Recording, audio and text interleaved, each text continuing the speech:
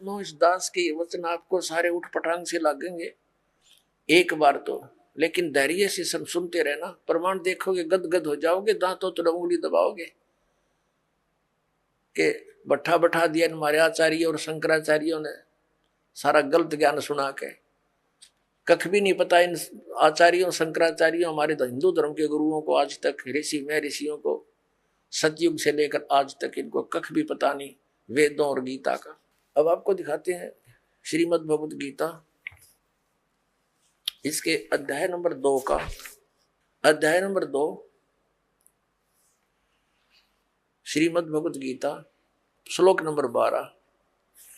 न तो ऐसा ही है कि मैं किसी काल में नहीं था, अथवा तू नहीं था, अथवा ये राजा लोग नहीं थे, और न ऐसा ही है कि इससे आगे हम सब नहीं रहेंगे।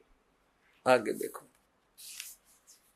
ये देखिएगा, ये है गीता अध्याय नंबर 4 और श्लोक नंबर ये 5 है। यहां से इसका अनुवाद इन्होंने यहां किया है। हे परंतम अर्जुन, मेरे और तेरे बहुत से जन्म हो चुके हैं, उन सबको तू नहीं जानता, मैं जानता हूं। फिर यहां 9वें में क्या कहा कि ये 9वां श्लोक है 4थे अध्याय का, हे अर्जुन, मेरे जन्म और कर्म दिव्य अर्थात अलौकिक हैं। अब यहां क्या बताया है, अध्याय नंबर 2 के श्लोक नंबर 17 में कहा कि अर्जुन, नाश रहित तो उसको जान जिससे संपूर्ण जगत व्याप्त है, इस अविनाशी का विनाश करने में कोई भी समर्थ नहीं है। यानी गीता ज्ञान दाता से अन्य है कोई जो वास्तव में अविनाशी है। गीता जी अध्याय नंबर 15 के श्लोक नंबर 1 से 4 और 16-17 में इन 3 प्रभुओं की जानकारी, 3 पुरुषों की। अब पहले आपको अध्याय नंबर 10 का श्लोक नंबर 2 दिखाते हैं। ये देखिएगा,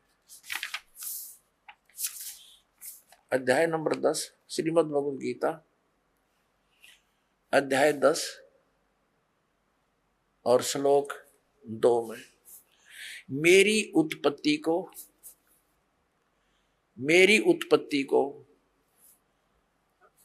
ये जो भी ये लिखते हैं, प्रभाव माने उत्पत्ति को न देवता लोग जानते हैं, न मैं ऋषिजन ही जानते हैं, क्योंकि मैं सब प्रकार से देवताओं का और महर्षियों का आदि कारण।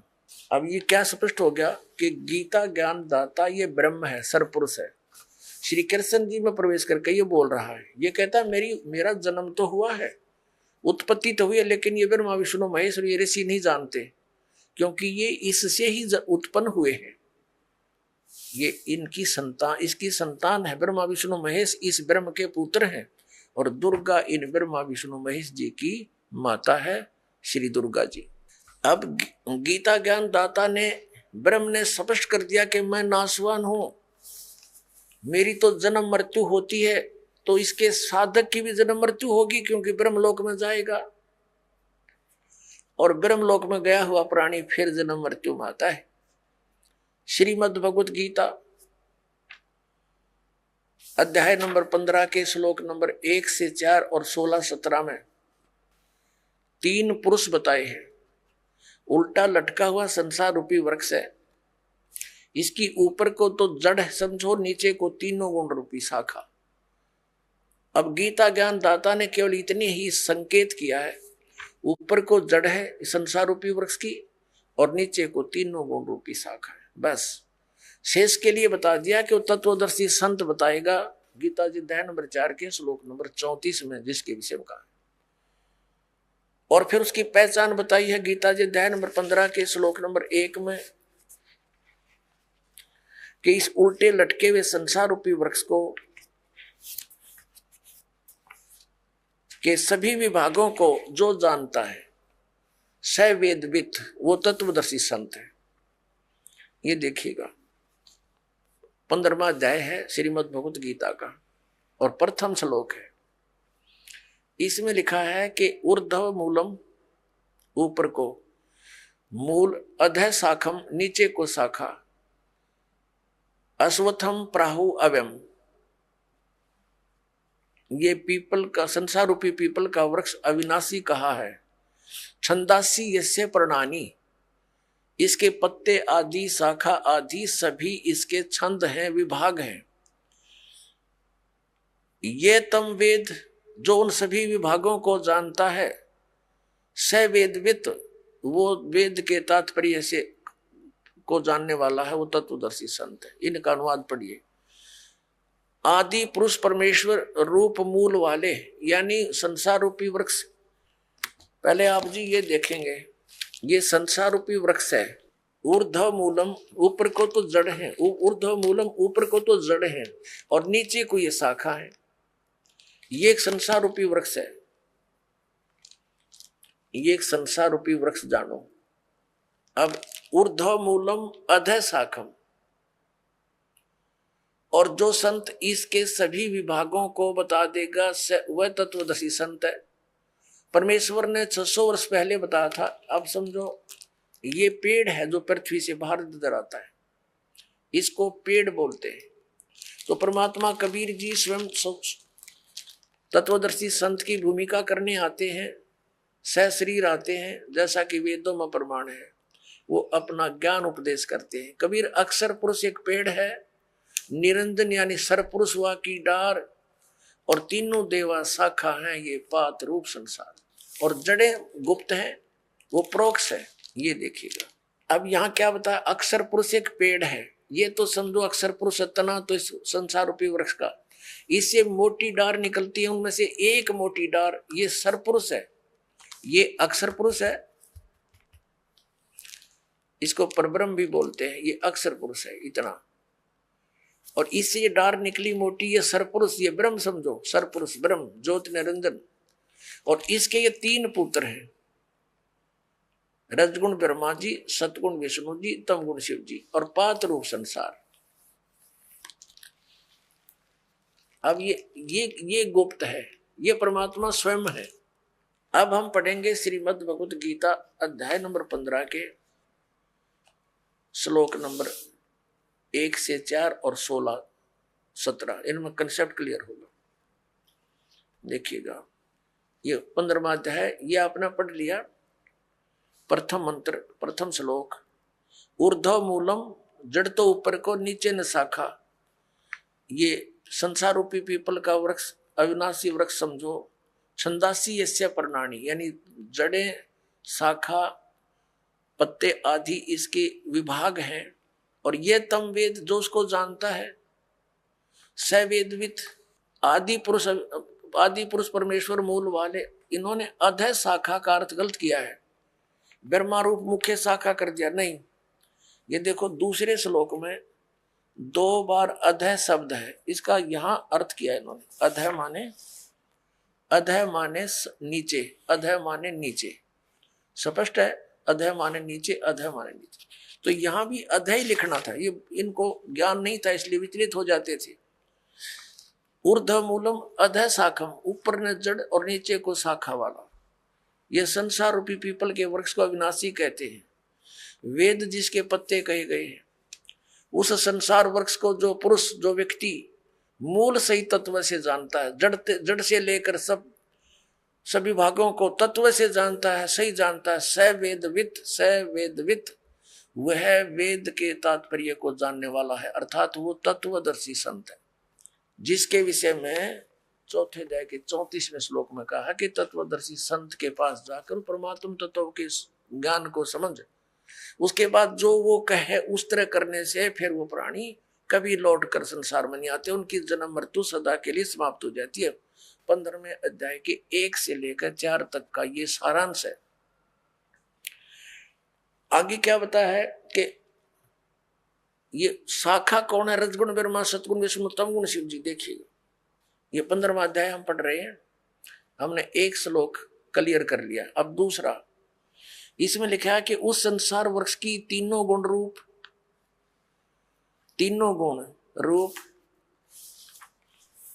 ये शाखा, ये विषय भोग रूप, विषय पर वाला, विषय विकारों वाली, ये तो देव मनुष्य रखिए, तीनों नाप लिखा है, ये शाखा है।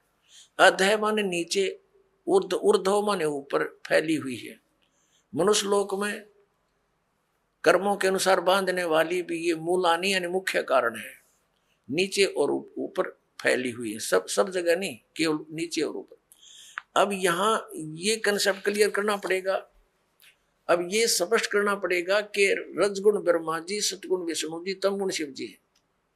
इसके लिए देखिएगा मार्कंडेय पुराण, ये मार्कंडेय पुराण, और ये कहाँ से प्रकाशित है?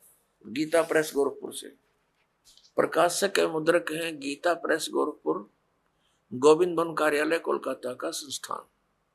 इसके 122-23 पृष्ठ पर दिखाते हैं आपको, ये देखिएगा। ये संक्षिप्त मार्कंडेय पुराण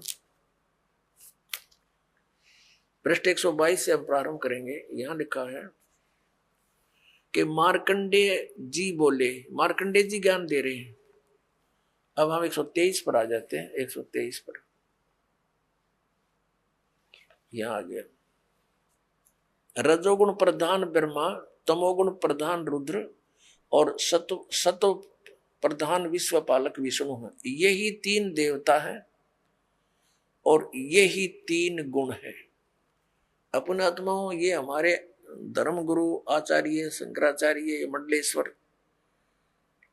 इनमें से कुछ एक तो ठीक बताते हैं। जैसे इनसे कोई प्रश्न करता है कि क्या रजगुण ब्रह्मा, सतगुण विष्णु, तमगुण शिव जी हैं, जो बिल्कुल निष्पक्ष हैं, वो तो सही कह देते हैं कि हाँ बिल्कुल शास्त्रों में ऐसा ही लिखा है। और जो चतुरता दिखाते हैं, अपनी अज्ञानता का प्रतीक देते हैं, वो कहते हैं नहीं, ब्रह्मा विष्णु महेश कोई जड़ थोड़े ही है, और गुण तो जड़ है, लेकिन ये गुणी है, गुण नहीं है, गुणातीत है। बता अकल है इनमें।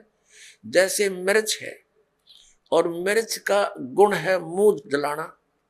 अब कोई नो कहे क्या मिर्च जो है मुंह जलाती है? वो कहे नहीं नहीं, मिर्च मुंह थोड़ा जलाती है, वो तो गुणी है, वो गुणों से रहित है। और मिर्च में गुण तो वही है, मुंह फूकने वाला। तो ऐसे ही ये चतुरता दिखाते हैं, क्योंकि इनका उद्देश्य ही जनता को भ्रमित करके अपना उल्लू सीधा रखना है। इनको जनता से कोई लेना देना नहीं, ऐसे व्यक्तियों को। लेकिन कुछ अच्छे भी हैं जो सच्चाई भी बताते हैं कि शास्त्रों में ऐसा ही लिखा, और शास्त्र आपके रूबरू और कराते हैं। ये देखिएगा श्रीमद् देवी भागवत हिंदी टीका सहित भाग 1, इसमें संस्कृत भी साथ में है। अथ देवी भागवतम सभाष टीकम सहमात्यम। अब खेमरा श्री कृष्ण दास प्रकाशन मुंबई, खेमरा श्री कृष्ण दास प्रकाशन मुंबई। अब इसके 3रे स्कंद पर हम आगे हैं। अथ श्रीमद् देवी भागवते भाषा टीका युक्ते 3य स्कंद प्रारंभते। इसके 3रे स्कंद के 11वें पृष्ठ पर हम पढ़ेंगे। ये 11वां पृष्ठ है, ये 5वां अध्याय है, इसका 8वां श्लोक है। भगवान शंकर अपनी माता दुर्गा से कह रहे, हे मातर, हे माता, यदि हमारे ऊपर सदा आप दया युक्त हो तो हमको तमोगुण में किस प्रकार प्रदान किया है? ब्रह्मा रजोगुण और हरि सतोगुण युक्त किए हैं। फिर संस्कृत देखो, ये संस्कृत भी पढ़ेंगे हम, क्योंकि अब हम शिक्षित हैं। यदि दया धर्मना न सदा अंबिके कथम अहम विहित, क्यों मैं रच दिया, क्यों बना दिया तमोगुण, मुझे तमोगुण क्यों बना दिया? कमल जय, कमल से उत्पन्न होने वाले ब्रह्मा को रजोगुण संभव, क्यों रजोगुण उत्पन्न कर दिया? सुवित सुविहित है किमो सतोगुण हरि, और विष्णु जी को आपने सतोगुण क्यों बना दिया? इति सिद्धम रजगुण ब्रह्मा सतगुण विष्णु तमगुण शिव जी। तो परमात्मा कबीर देव जी ने, परमेश्वर ने स्वयं आकर यथार्थ ज्ञान दिया कि अक्षर पुरुष एक पेड़ है और सरपुरुष यानी निरंजन वा की डार, और तीनों देवा रजगुण ब्रह्मा सतगुण विष्णु तमगुण शिव जी, तीनों देवा शाखा है, ये पात्र रूप संसार। अब हम इस पवित्र गीता अध्याय नंबर 15 के श्लोक 1 से 4 और 16-17 को पढ़ेंगे। अब आसानी से समझ में आ जाएगा, कंसेप्ट क्लियर हो गया। तीनों गुण रजगुण ब्रह्मा है, सतगुण विष्णु, तम गुण शिव जी। अब देखिए गीता अध्याय नंबर 15 का और श्लोक नंबर हम 2 पढ़ रहे हैं। उस संसार रूपी वृक्ष की तीनों गुण रूप रजगुण ब्रह्मा, सतगुण विष्णु, तम गुण शिव जी, ये विषय पर वाला शाखा, अब संस्कृत भी साथ पढ़ेंगे हम। ये तीनों शाखाएं हैं, विषय भोग तरह का दी शाखाएं, नीचे और ऊपर। अब नीचे और ऊपर कैसे? जैसे ये श्रीमद् भगवत गीता का ज्ञान पृथ्वी लोक पर बोला जा रहा था, नीचे पाताल लोक पर, ऊपर स्वर्ग लोक पर। इन 3 लोकों पर ही इन ब्रह्मा जी, विष्णु जी और शिव जी का आधिपत्य है।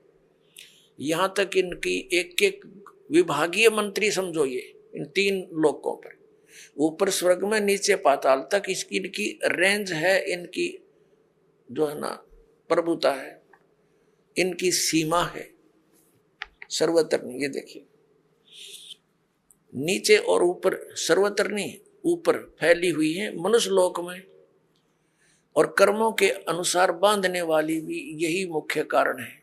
नीचे और ऊपर ये व्याप्त है। अब तीसरे में क्या बताया है कि इस संसार वृक्ष का गीता ज्ञान दाता ब्रह्म है, श्री कृष्ण जी में बोल रहा प्रवेश करके।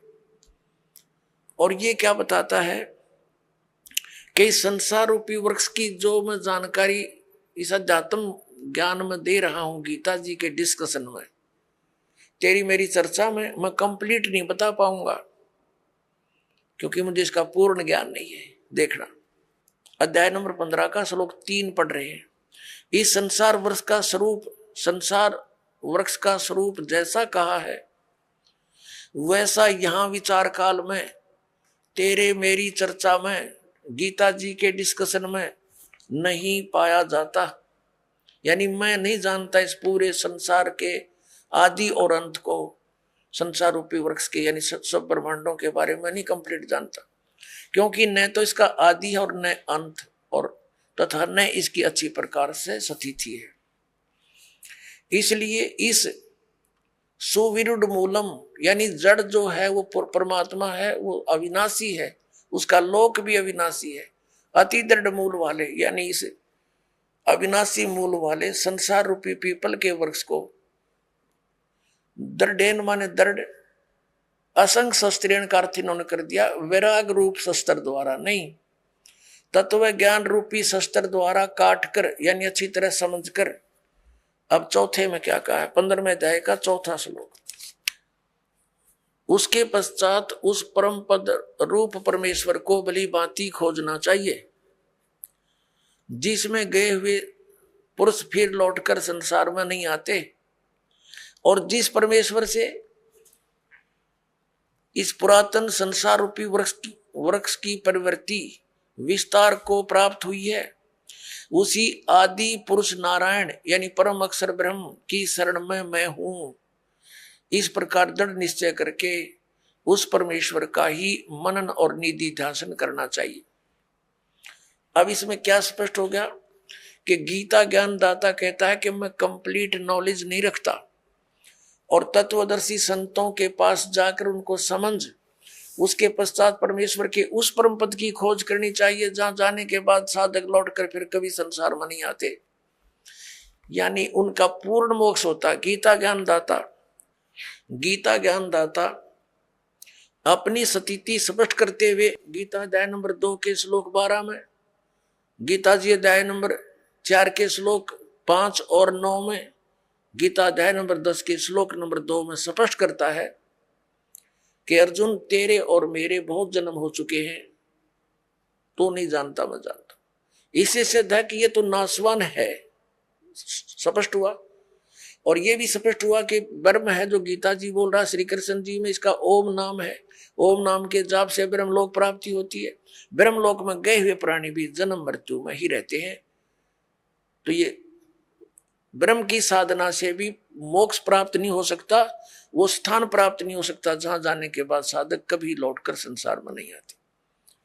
वो कौन है? वो परम अक्षर ब्रह्म की साधना करने से। जैसे गीता जी अध्याय नंबर 4 के श्लोक नंबर 25 से लेकर 30 तक गीता ज्ञान दाता ने कहा है, कोई तो देवताओं की पूजा करता है, कोई केवल तीक्ष्ण व्रत रखता है, जैसे इन अहिंसावादी व्रत रखता है, जैसे मुंह पर पट्टी बांध कर नंगे पैरों घूमना, और कुछ स्वाध्याय ही करते हैं, जैसे गीता जी का नित्य पाठ कर लेना, वेदों का अध्ययन करते रहना, कोई प्राणायाम करता है, कोई केवल हवन यज्ञ ही करते हैं, और सभी अपनी साधनाओं को पाप नाशक जानते हैं। यदि उनको ये पता चल जाए कि ये पाप नाशक नहीं है तो सब कोई ना करे उनको। ये साधक उसी समय तक उस साधना को कर रहा है जब कोई इसका पता नहीं कि सही नहीं है, तब छोड़ देगा उसी दिन। तो इसके लिए बताया कि चौथे अध्याय के 32वें श्लोक में कि इस प्रकार की जो 25 से लेकर और 30 तक जिन श्लोकों में जानकारी दी है, इस प्रकार की बहुत सारे धार्मिक यज्ञों की, धार्मिक अनुष्ठानों की जानकारी सच्चिदानंद घन ब्रह्म की वाणी में विस्तार से कही गई है। अब सच्चिदानंद ब्रह्म की वाणी, क्योंकि वो परमात्मा सतलोक से चलकर आता है, अपने मुख कमल से उपदेश देता है, ज्ञान सुनाता है, वो सूक्ष्म वेद होता है, वो तत्व ज्ञान होता है। वो तत्व ज्ञान है, उसके अंदर बहुत विस्तार के साथ ये अध्यात्म मार्ग बताया गया है, अध्यात्म ज्ञान कहा गया है। अब देखिएगा अध्याय नंबर 4 पर ले चलते हैं आपको पहले थोड़ा सा। श्रीमद् भगवद गीता अध्याय नंबर 4 और श्लोक नंबर 25 में, दूसरे योगीजन देवताओं का पूजन रूप यज्ञ मन धार्मिक अनुष्ठान भली भांति किया करते हैं, पर उपासते यानी पूजन करते हैं, और अन्य योगीजन ब्रह्म साधना करते हैं, इसका यह अर्थ है। और 26 में कहा कि अन्य योगीजन श्रोत्र आदि समस्त इंद्रियों को संयम रूप अग्नि में हवन किया करते हैं, दूसरे शब्द आदि करते रहते हैं। ये समस्त विषयों को इंद्रिय रूप यज्ञ अग्नि में हवन किया करते हैं। 27 में लिखा है कि दूसरे योगीजन क्रिया संपूर्ण क्रियाओं, इंद्रियों की संपूर्ण क्रियाओं और प्राणों की समस्त क्रियाओं को ज्ञान से प्रकाशित आत्म संयम रूप अग्नि में हवन किया करते हैं, यानी कुछ तो अपने इंद्रियों को ही संयम करने में लगे रहते हैं। 28 में कहा है कि कई पुरुष द्रव्य संबंधी यज्ञ करते हैं, यानी कि तब भंडारे कर दिए, कांबड़ बांट दिए, कोई मंदिर बनवा दिया, इस तरह करते रहते हैं, और कुछ तपस्या करते रहते हैं। तो कहने का भाव ये है कि अब हम 32 पर आते हैं, अपने मतलब की बात लेते हैं। ये गीता अध्याय नंबर 4 के श्लोक नंबर 32 में क्या कहा है, इसमें क्या है कि एवं बहुविधा यज्ञा वितता ब्रह्मणे मुखे, ये ब्रह्मणे शब्द लिखा है, यह इन्होंने अनुवाद गलत कर दिया। कर्मजान विदितान सर्वान एवं ज्ञातवा विमोक्ष से, इस प्रकार और भी बहुत तरह के यज्ञ माने धार्मिक अनुष्ठान ब्रह्मणे मुखे, इन्होंने वेद की वाणी में कर दिया, ये गलत कर दिया। यहां देखिएगा अध्याय नंबर 17 के और श्लोक नंबर 23 में यही ब्रह्मण्य शब्द है इसके अंदर। श्रीमद् भगवद गीता अध्याय नंबर 17 का श्रीमद् भगवद गीता और श्लोक नंबर 23 में ओम तत्सत इति निर्देश है ब्रह्मणे तिर्विद समर्थ है ब्राह्मणा तेन वेदा च यज्ञा च विहिता पुरा। इसका अनुवाद इन्होंने क्या कि ओम तत् सत सत, ओम तत्सत ऐसे ही है, 3 प्रकार का ब्रह्मणे माने सच्चिदानंद घन ब्रह्म का नाम कहा है। ब्रह्मणे का अर्थ सच्चिदानंद घन ब्रह्म समझो। अब यहां जाते हम फिर गीता जी के 4थे अध्याय के हम फिर 32वें श्लोक में आते हैं।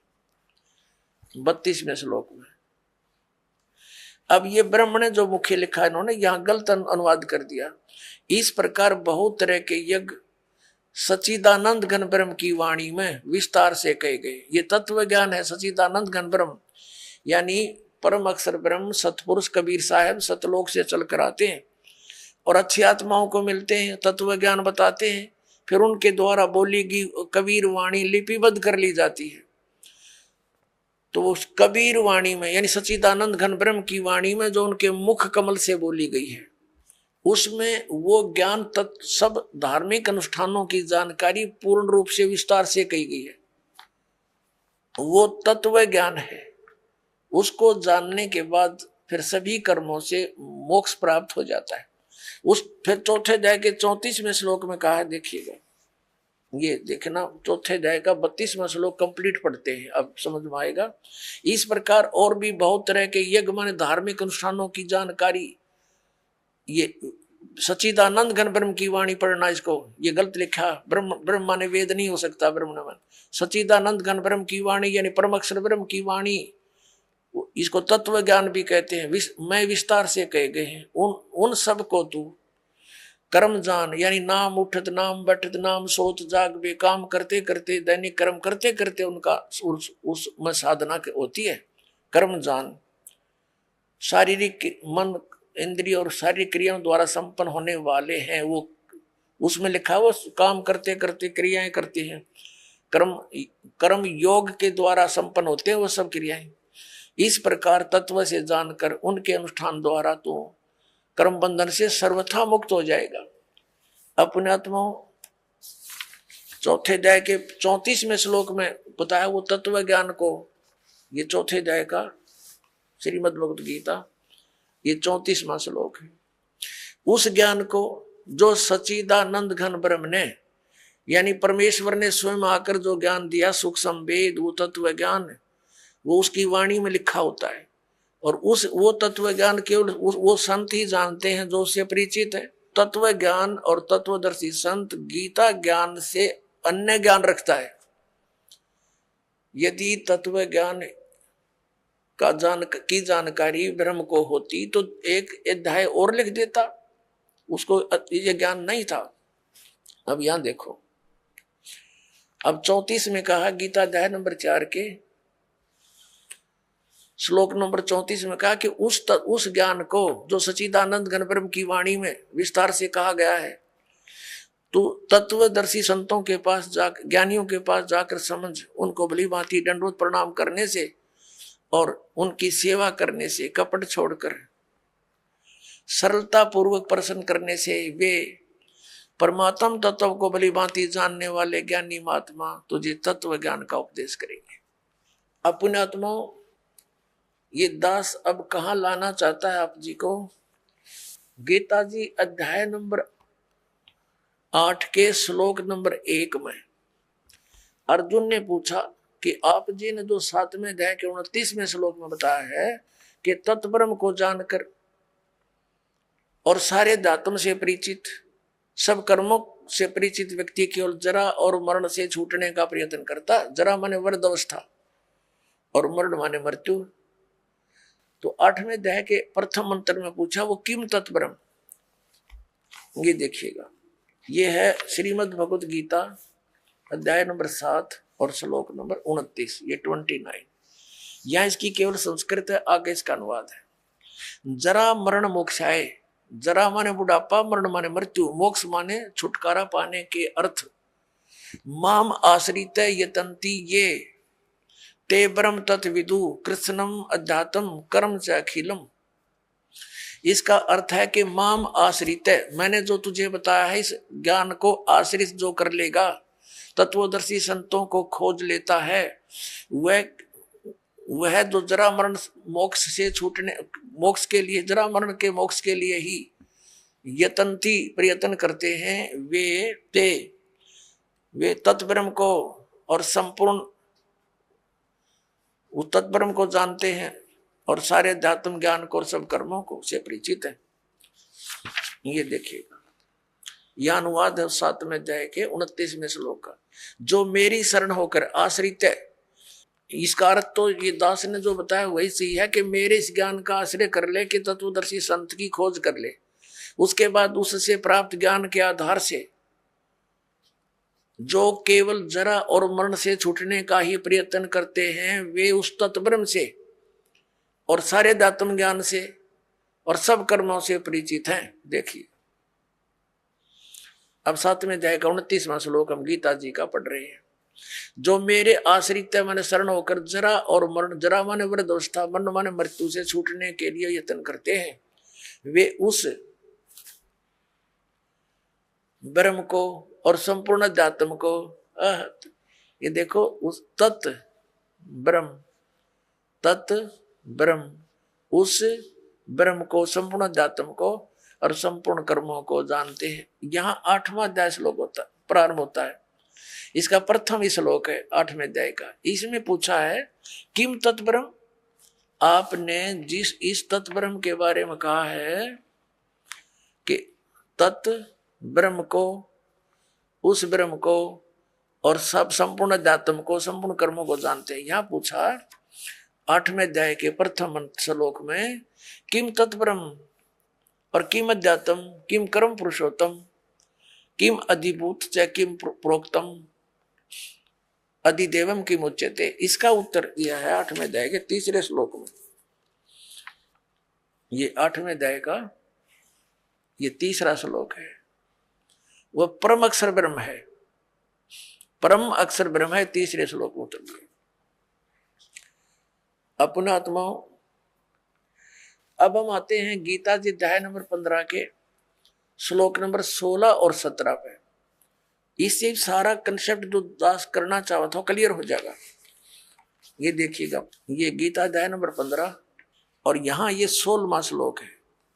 इसमें 2 पुरुष बताए हैं, दिव्यम दुओ इमौ पुरुषौ, 2 पुरुष, 2 प्रभु, 2 स्वामी, एक सर और एक अक्षर। इसको सर पुरुष कहो। इस दोनों पुरुषों को यहाँ लगा सकते हैं, सर पुरुष और अक्षर पुरुष।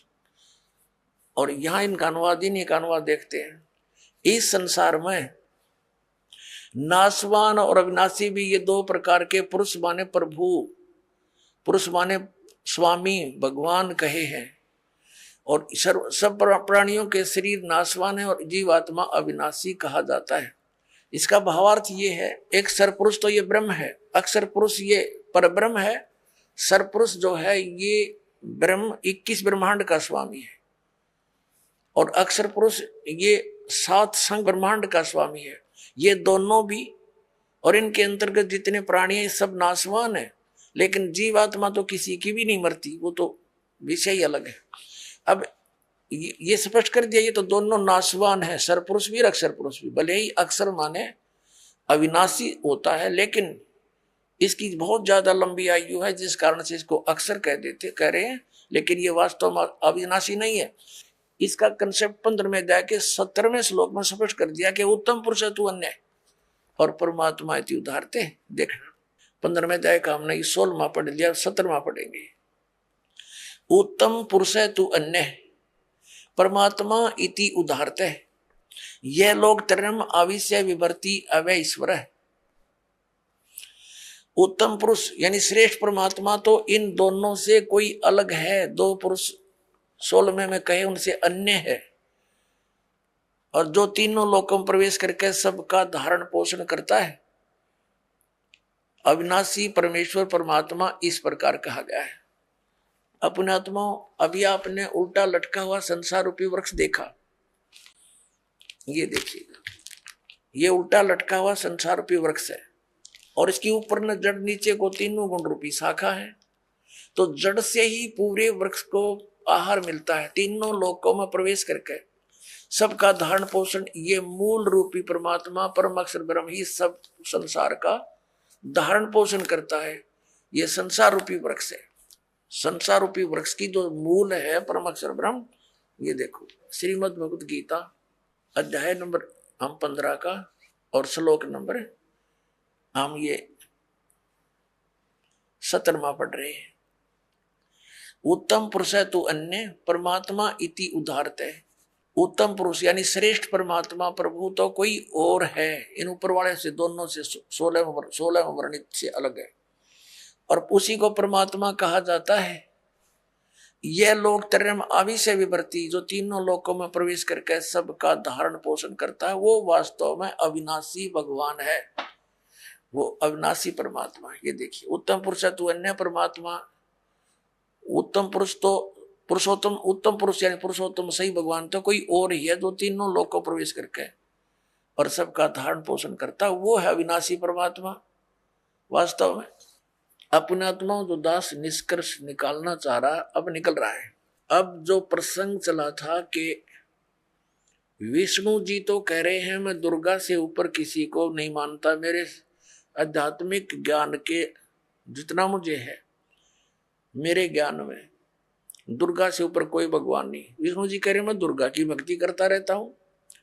और हमारे आचार्य शंकराचार्य कहते हैं ये अपने स्वरूप की भक्ति करते हैं, ये किसी की भक्ति नहीं करते। कोई कह कुछ राम की भक्ति करता है, राम श्री शंकर की करता है। ये इनकी दंत कथा लोक वेद था। अब दुर्गा जी ने स्पष्ट कर दिया, वो कहती है ब्रह्म की पूजा करो, मेरी पूजा भी छोड़ दो। उसका ओम नाम है, ओम नाम के जाप से ब्रह्म लोक प्राप्ति होगी। गीता जी ने स्पष्ट कर दिया कि गीता ज्ञानदाता ब्रह्म है, उसका एक ओम अक्षर है, उसकी साधना करने वाला ब्रह्मलोक में जाता है। ब्रह्मलोक में गए हुए प्राणी फिर जन्म मृत्यु में आते हैं, ये सथाई मोक्ष नहीं। अब गीता ज्ञानदाता 18वें अध्याय के 62वें श्लोक में और गीता अध्याय नंबर 15 के 1 से 4 में और 18वें अध्याय के 62 और 66 में, इन श्लोकों में ये स्पष्ट कर रहा कि उस परमेश्वर की भक्ति करनी चाहिए, उस परम अक्षर ब्रह्म की, जो 8वें अध्याय के 3रे श्लोक में जिसके विषय में कहा, उसकी भक्ति करनी चाहिए। उसकी साधना करने से प्राणी कभी लौटकर संसार में नहीं आता, परमेश्वर के उस परम पद की प्राप्ति हो जाती है।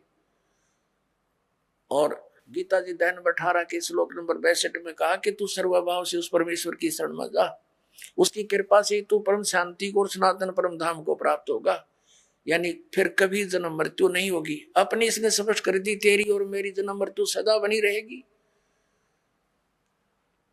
अपनात्मा आज सुबह भी यही विषय रहा था, लेकिन जब तक ये ग्रंथ रूबरू नहीं हो जाते तब तक हमें विश्वास नहीं होता, क्योंकि हम दूध के जले हुए और छाछ को भी फूंक मार कर पीते हैं। तो दास चाहता कि आपको इतना दृढ़ कर दूं कि आप सदग्रंथों को देखकर बिल्कुल पक्के हो जाओ और फिर त्याग दोगे उन नकली गुरुओं, आचार्यों और शंकराचार्यों को, और अपना कल्याण कराओगे। श्री मद् भगवत गीता अध्याय नंबर 8 के श्लोक नंबर 3 में स्पष्ट हो गया कि वो परम अक्षर ब्रह्म है। श्रीमद् भगवत गीता अध्याय नंबर 15 के श्लोक नंबर 1 से 4 और 16-17 में स्पष्ट हो गया कि ऊपर को जड़ तो पूर्ण परमात्मा है, अक्षर पुरुष उसका तना है, सरपुरुष डार है, तीनों गुण रजगुण ब्रह्मा सदगुण विष्णु तम गुण शिव जी, ये संसार रूपी वृक्ष की शाखा है। और ये भी स्पष्ट हो गया कि सबका धारण पोषण करने वाला और वास्तव में अविनाशी परमात्मा परम अक्षर पुरुष है, परम अक्षर ब्रह्म है।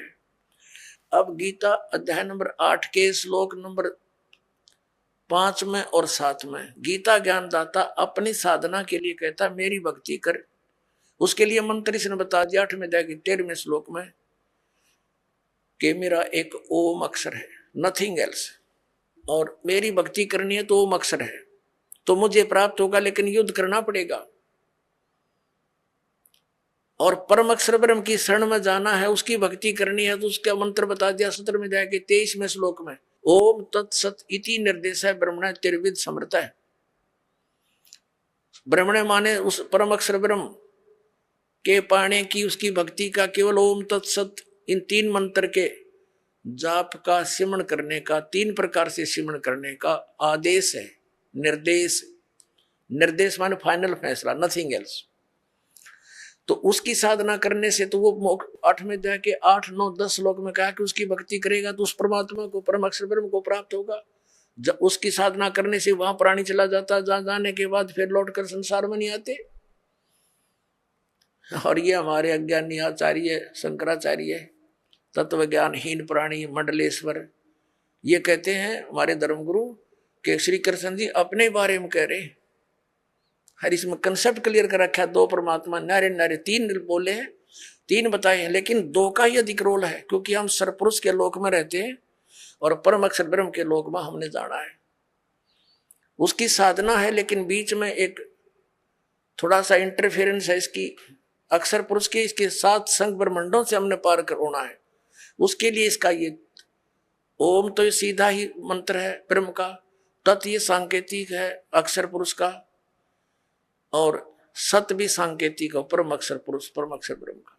तो इन 3 मंत्रों के साधना से हम यहाँ से पूर्ण मोक्ष प्राप्त करके उस लोक में चले जाएंगे, जहां जाने के बाद साधक फिर कभी लौट कर नहीं आता। तो ये इस पूरी श्रीमद् भगवत गीता का निष्कर्ष आपके सामने।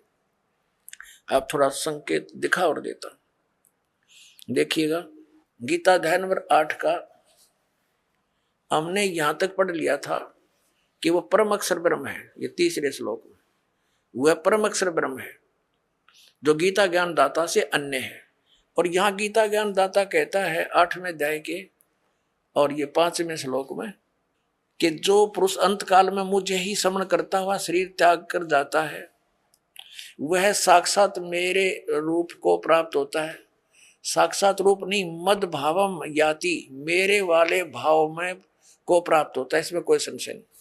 अब 7वें श्लोक में क्या कहा 8वें अध्याय के गीता जी, और 7वें में क्या कहा कि इसलिए अर्जुन तू सब समय में मेरा स्मरण कर और युद्ध भी कर। युद्ध तो करना पड़ेगा, मेरी शरण में रहेगा तो। और मुझ में अर्पण किए हुए मन बुद्धि से युक्त होकर निसंदेह मुझे ही प्राप्त होगा। अब 8वें में गीता अध्याय नंबर 8 का श्लोक नंबर 8 हम पढ़ रहे हैं। हे पार्थ, परमेश्वर के यह नियम है, परमेश्वर के अभ्यास योग युक्तेन, उस 3 मंत्र के जाप का अभ्यास करने वाला, दूसरी ओर न जाने वाले चित्त से निरंतर चिंतन करता हुआ मनुष्य परम दिव्यम पुरुष याति, उस परम अक्षर ब्रह्म को प्राप्त होता है। परम प्रकाश रूप दिव्य पुरुष को अर्थात परमेश्वर को ही प्राप्त होता है, जो गीता ज्ञान दाता से अन्य है। ये अब 9वें में यह कंसेप्ट भी क्लियर किया है कव्यम।